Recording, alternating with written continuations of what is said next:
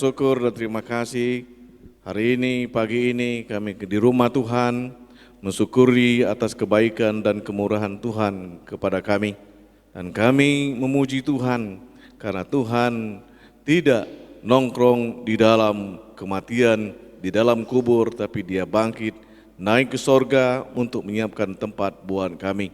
Terima kasih, dan kami akan bersama-sama dengan Tuhan dan sesama umat Tuhan yang sudah dipanggil Tuhan dan yang akan dipanggil Tuhan di tempat yang Tuhan siapkan buat kami. Tolong kami untuk mengerti, tolong kami untuk meyakini, tolong kami untuk tetap setia kepada Tuhan. Dalam nama Yesus Tuhan kami berdoa. Amin. Silakan duduk Bapak Ibu sekalian.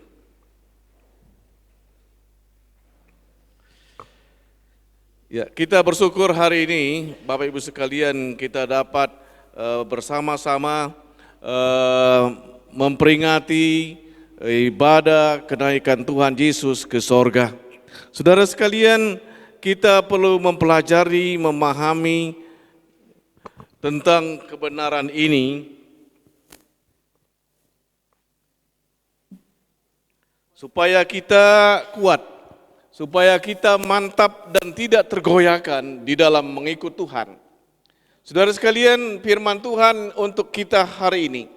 Untuk hari ini, pagi ini, saya bacakan dari Lukas pasal 24, ayat 50 sampai 53, dan nanti Bapak Ibu bisa disambung di Kisah Rasul pasal 1, ayat 1 sampai 8 sampai 11. Saya bacakan saja dari Lukas pasal 24 ayat 50 yang berbunyi demikian. Lalu Yesus membawa mereka keluar kota sampai dekat Betania. Di situ ia mengangkat tangannya dan memberkati mereka. Dan ketika ia sedang memberkati mereka, ia berpisah dari mereka dan terangkat ke sorga. Mereka sujud menyembah kepadanya. Lalu mereka pulang ke Yerusalem dengan sangat bersukacita. Mereka senantiasa berada di dalam bait Allah dan memuliakan Allah. Saudara sekalian yang kekasih dalam Yesus Kristus, setiap manusia itu akan menuju kematian. Tidak ada manusia itu yang tidak akan mati. Semua yang hidup, secara khusus manusia, dia menuju pada kematian. Khotbah pasal 9 menyatakan nasib semua manusia itu sama, yaitu menuju pada kematian. Sama. Nasib semua manusia tidak terkecuali. Dia menuju kepada kematian. Namun demikian Bapak Ibu sekalian, sebagai umat Tuhan, kematian itu mengingatkan kepada kita agar mencari kekekalan, agar lebih serius hidup bersama-sama dengan Tuhan. Karena kematian mau tidak mau akan menjadi bagian dan akan terjadi di dalam kehidupan kita.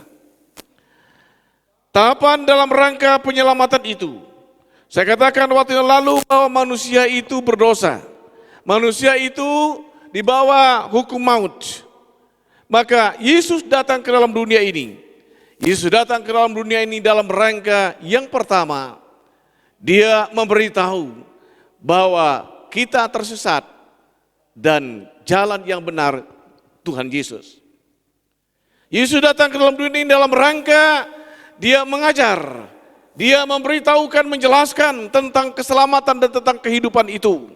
Bahwa keselamatan dan keabadian hanya ada di dalam Yesus Kristus.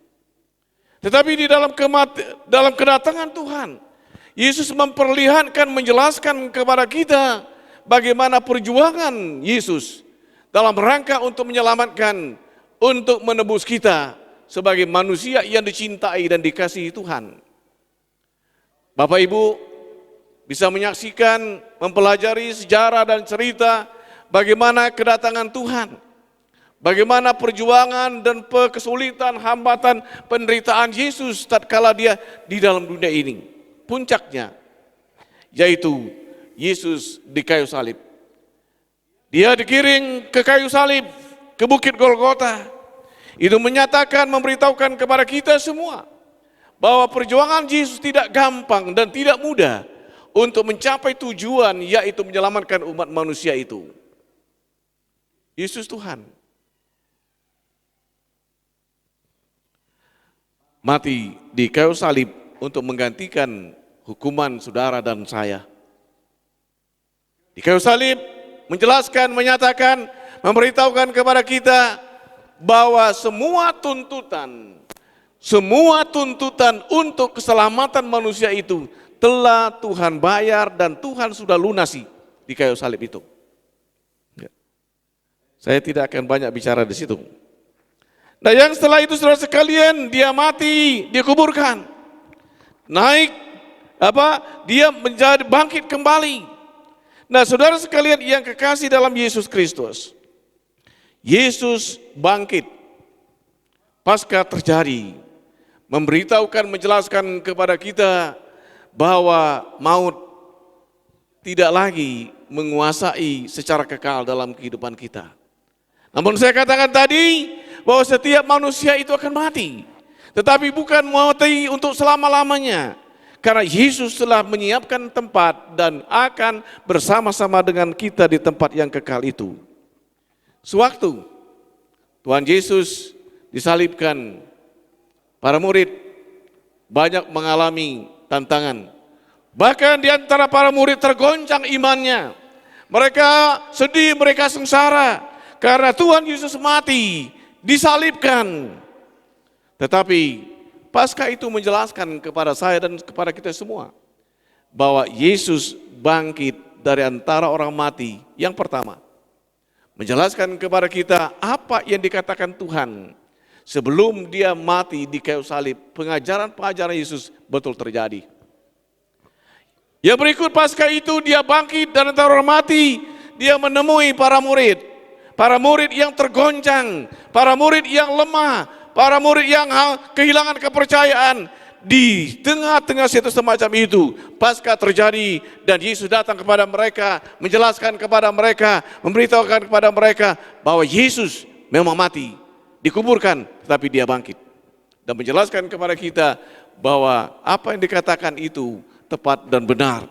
Nah, saudaraku yang kekasih dalam Yesus Kristus. Nah, ini pasca. Kalau pasca itu terjadi, maka Yesus menenteramkan kembali, memulihkan situasi dan keadaan para murid sehingga mereka menjadi tenang kembali. Mereka tetap kembali tegar, kembali riang, kembali senang karena Yesus telah melayani mereka dan bertemu dengan mereka. Dan maka kata Tuhan Yesus kepada para murid, beritahukan kepada teman-temanmu. Nah, saudaraku yang kekasih dalam Yesus, pasca itu membuat mereka kembali pulih. Waktu Jumat Agung, para murid mengalami pergumulan dan beban. Tatkala Yesus meninggalkan dan mati, tetapi Yesus terangkat ke sorga, berbeda suasananya. Tatkala Yesus mati di kayu salib, disalibkan, para murid tergoncang. Tetapi tatkala Yesus naik ke sorga, para murid tidak lagi tergoncang. Para murid tidak lagi mengalami penyangkalan. Apa yang terjadi suatu kenaikan Tuhan Yesus? Kalau kita membaca saudara sekalian, para murid menjadi riang. Lukas pasal 24 ayat 50 sampai 53 tadi memberitahukan. Alkitab menjelaskan kepada kita, Yesus bukan kabur, tetapi dia bersama-sama para murid dan dia terangkat, bukan menghilang. Tetapi Yesus naik ke sorga, disaksikan, dilihat, dipahami oleh para murid. Nah, jadi saudara sekalian, sewaktu Yesus naik ke sorga, dia memberkati mereka, disaksikan para murid dalam keadaan riang dan senang, dan jelas mereka menyaksikan itu. Berbeda dengan sewaktu Yesus disalibkan, para murid menghilang. Para murid tidak ada yang bersama-sama dengan Tuhan. Tinggal Yesus sendirian menghadapi penderitaan dan kesengsaraan itu. Tetapi peristiwa kenaikan, Yesus bersama-sama dengan para murid. Yesus ada di bersama-sama mereka. Yesus terangkat, disaksikan, dilihat oleh para murid. Beda itu. Yesus berpisah. Yesus naik ke sorga. Tujuannya jelas. Tujuannya mantap pasti. Yaitu menyiapkan tempat buat saudara dan saya dan kita umat percaya. Jadi tidak mengambang, bukan hanya pergi terangkat begitu saja. Yesus naik ke sorga jelas. Mantap, tujuannya jelas. Kemana dia pergi? Ke sorga. Kalau Yesus mati, orang berkata mati, sengsara. Ya ada kalau ke sejarah hidup manusia ada yang berkata kalau orang mati ya menjadi tanah, ya dimakan cacing dan sebagainya. Tetapi Yesus naik ke sorga, saudara sekalian, jelas, tujuannya jelas. Dia menyiapkan tempat buat saudara dan saya. Ya, menyiapkan tempat. Para murid waktu itu, mereka tidak galau, mereka tidak takut, mereka tidak ada penyangkalan. Tetapi kalau kita membaca Lukas pasal 24 tadi, bahwa para murid mereka menyembah, mereka mengagungkan Tuhan, mereka sujud kepada Tuhan karena mereka jelas dan tahu bahwa Yesus bukan menghilang, bukan kabur, tapi dia pergi untuk menyiapkan tempat dan menunjukkan kekuasaan dan kebesarannya. Maka para murid menyembah Yesus, menyembah Tuhan yang hidup, bukan menyembah Tuhan yang mati. Saudara sekalian, nah itu yang terjadi, itu yang dialami di dalam peristiwa kenaikan itu. Setelah Yesus naik ke sorga, apa yang dibuat para murid? Alkitab mencatat, Alkitab menjelaskan, mereka pulang dengan sukacita. Mereka pulang dengan riang, mereka pulang bukan dengan air mata, bukan tangisan, bukan kekecewaan, tetapi mereka pulang dengan sukacita, dengan riang. Itulah yang terjadi, itulah yang dialami, yang dirasakan oleh para murid. Mereka pulang dengan sukacita dan riang. Setelah itu apa yang terjadi saudara sekalian? Para murid mereka tidak menjauh dari bait Allah. Dikatakan di situ mereka pulang dengan sukacita dan mereka di bait Allah. Artinya para murid yang ditinggalkan Yesus, mereka tidak menjauhkan diri dari pertemuan-pertemuan ibadah, dari pertemuan-pertemuan umat Tuhan. Ya, menarik. Mereka berada di bait Allah. Yesus naik ke sorga. Para murid bersekutu menyembah Tuhan di bait Allah. Ya. Jadi saudara sekalian, ini pengajaran yang dalam dan besar bagi kita. Bahwa Yesus naik ke sorga mengakibatkan, membuat para murid setia, mereka bersama-sama di bait Allah. Di rumah Tuhan. Ya, di rumah Tuhan. Kalau kita riang, bersukacita di rumah Tuhan, di bait Allah, ini merupakan suatu bagian, suatu penjelasan yang terjadi pada waktu Yesus naik ke sorga. Di bait Allah, buat apa? Mereka bersekutu, mereka memuliakan Tuhan, mengagungkan Tuhan dengan sorak-sorai. Maka ibadah kita perlu buat, kita perlu lakukan suasana riang penyembahan dan mengagungkan dan memuliakan Allah. Kita datang ke dalam rumah Tuhan, kita datang ke dalam gereja Tuhan, satu tujuan yaitu untuk memuliakan Tuhan. Kita melayani untuk memuliakan Tuhan, kita berbakti untuk memuliakan Tuhan, kita memberi untuk memuliakan Tuhan. Itulah Bapak Ibu yang terjadi sewaktu Tuhan Yesus naik ke sorga. Suasana yang berbeda. Sewaktu kematian penuh tangisan, setelah dikuburkan penuh tangisan dan ketanah-tanya, tetapi kenaikan membuat mereka jelas. Mereka riang sukacita dan memuliakan Tuhan. Kalau kita membaca, saudara sekalian, dalam Kisah Rasul pasal 1 ayat 6 sampai 11, saya simpulkan saja yang pertama dikatakan Yesus yang naik ke surga itu akan dia terangkat, ya, disaksikan. Saya katakan jelas, tujuannya jelas. Tetapi di ayat di 11 mengatakan para murid dan firman Allah berkata dia akan datang kembali. Jadi saudara sekalian, kalau Yesus datang ke dalam dunia ini, dia memberitahukan, menjelaskan kepada kita bahwa pada hari yang ketiga dia akan bangkit. Tetapi dalam peristiwa kenaikan Tuhan Yesus di kisah para rasul, disebutkan dia akan datang lagi. Dia tidak jelaskan hari keberapa, tetapi Alkitab menjelaskan, mencatat bahwa Yesus akan datang lagi. Kapan datangnya? Kita tidak tahu itu. Tetapi tanda-tandanya semakin jelas, baik alam semesta ini, bahwa kehidupan manusia ini, itu semakin jelas, menyatakan, menjelaskan, merupakan penggenapan dari para firman Allah, bahwa Yesus akan datang kembali. Nah, jadi saudara sekalian, kisah para rasul menjelaskan, bahwa Yesus naik ke surga itu, dia akan datang kembali. Dia akan menjemput saudara dan saya, dia menjemput umat percaya, umat Tuhan. Dia akan datang lagi. Dia tidak terus menerus menghilang, tetapi dia akan datang kembali menjemput saudara dan saya. Dan yang berikut di dalam ayat 8 Kisah Rasul pasal 1 ayat 8. Kamu akan menjadi saksiku dari Yerusalem sampai ke Galilea dan terus menerus. Ini suatu penugasan.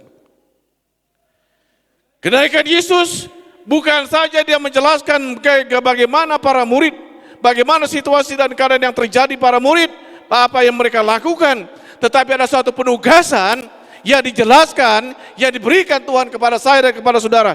Kamu akan menjadi saksiku. Penugasan. Dan ini menjadi tema kita pada hari ini. Sekarang tugasmu dan saya. Tugas kita. Apa yang menjadi tugas kita? Tugas kita menjadi saksi, menjadi pemberita kabar baik kepada sesama. Saya ingin sampaikan kepada kita. Saudara sekalian, yang menjadi saksi dan mengingatkan itu bukan saya saja, tetapi kita semua. Contoh, saya ingin beritahu dan minta kepada kita, sebelum hari Minggu, Bapak Ibu WA teman-teman dan jemaat kita yang ada di HP-nya. Ingatkan kita beribadah, ya, kita menyembah Tuhan. Para murid mereka naik, ya waktu Yesus naik ke surga mereka beribadah. Kita WA teman-teman kita, keluarga kita beribadah. Kalau saya setiap minggu, sebelum minggu, saya info kepada Bapak Ibu sekalian, saya buat sedemikian rupa mengingatkan.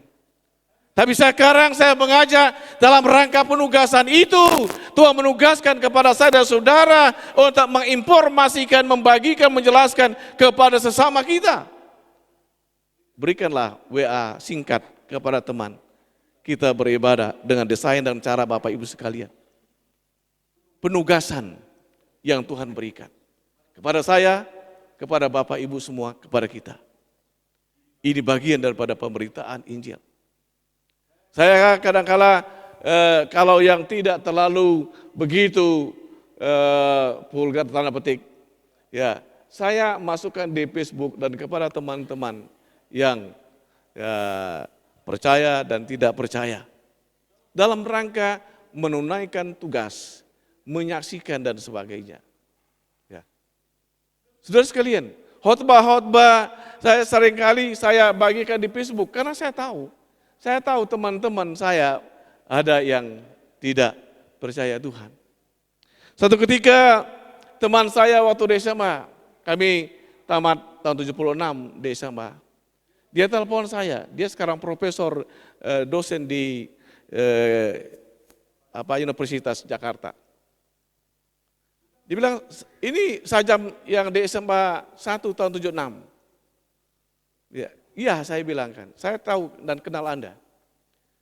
Dan akhirnya kami bercerita, singkat. Dulu waktu kita tamat SMA, sajam di Institut Injil Indonesia. Iya, saya bilang kan saya ke sana. Dan saya tamat, saya masuk Jakarta dan sampai sekarang. Saya menceritakan, membagikan bahwa saya dulu sama-sama belajar beliau. Nah, saudara sekalian, maksud saya ingin sampaikan kepada kita bahwa kita menginformasikan penugasan Tuhan, penugasan dalam rangka peristiwa kenaikan Tuhan. Para murid ditugaskan, kamu menjadi saksiku di Yerusalem dan Yudea, Galilea dan sampai ke ujung bumi. Penugasan. Ya. Bapak Ibu sekalian, ya. Kalau kita ditugaskan presiden, menyenangkan, ya. Tetapi sebenarnya kita lebih menyenangkan lagi kalau kita menyadari, memahami, saudara dan saya ditugaskan Tuhan di dalam dunia ini. Ditugaskan pencipta langit dan bumi ini. Dan ini menjadi kesukaan bagi saya sebagai seorang hamba Tuhan. Dan saya tidak merasa rugi, tidak merasa menyesal, saya menjadi seorang pelayan Tuhan. Karena saya memahami bahwa prinsip saya melaksanakan penugasan Tuhan. Kalau misalnya PDI yang dikatakan penugasan partai, ya, di Ganjar ada mendapatkan penugasan lebih lagi, ya, dari gubernur menjadi presiden penugasan, ya, oleh ketua umum. Tapi kita mendapat penugasan dari Tuhan pencipta langit dan bumi ini yang menentukan hidup dan mati, yang menentukan gagal dan berhasil, menentukan seluruh keberadaan dunia ini. Apakah kita tidak riang? Apakah kita tidak merasa sukacita dan tidak merasa bernilai tinggi? Saudara sekalian, kenaikan Tuhan Yesus menjelaskan, saudara dan saya mendapatkan suatu penugasan daripada Tuhan. Sekali saya ingatkan, Bapak Ibu sebelum hari Minggu, setiap hari sebelum hari Minggu itu, Bapak Ibu WA, teman, keluarga, ingatkan kita beribadah kepada Tuhan. Nah, saudaraku yang kekasih dalam Yesus, itulah kenaikan. Itulah yang terjadi. Kesimpulan kita apa? Kesimpulan kita semua melaksanakan penugasan ini. Kita di bait Allah, kita bersukacita, kita menyembah Tuhan, kita bersekutu, kita saling mengingatkan satu sama lain. Saudara sekalian, ini baru hidup kita berarti, bermanfaat, berguna bagi sesama kita. Dan Tuhan mau pakai kita semua. Bapak Ibu menjadi alat Tuhan semua. Kita semua berguna bagi Tuhan. Tidak ada yang tidak berguna dan tidak ada yang tidak dipakai Tuhan. Semuanya kita dipakai Tuhan, berguna bagi Tuhan dan bernilai bagi Tuhan. Kita berdoa. Bapa Surgawi, kami bersyukur dan terima kasih untuk pimpinan-Mu, penyertaan-Mu, pemeliharaan bagi kami, sehingga kami dapat mendengarkan firman Allah. Biarlah Roh Kudus menerjemahkan firman Allah ini kepada kami, sehingga kami semua kuat, sehingga kami semua setia, semua kami melaksanakan tugas, semua kami bersuka cita dan riang di tengah-tengah kehidupan ini. Terima kasih Bapa, terima kasih Tuhan Yesus, berkati kami, tolong kami dan tuntun semua kami. Dalam nama Yesus Tuhan kami menyerahkan doa dan permohonan kami. Amin.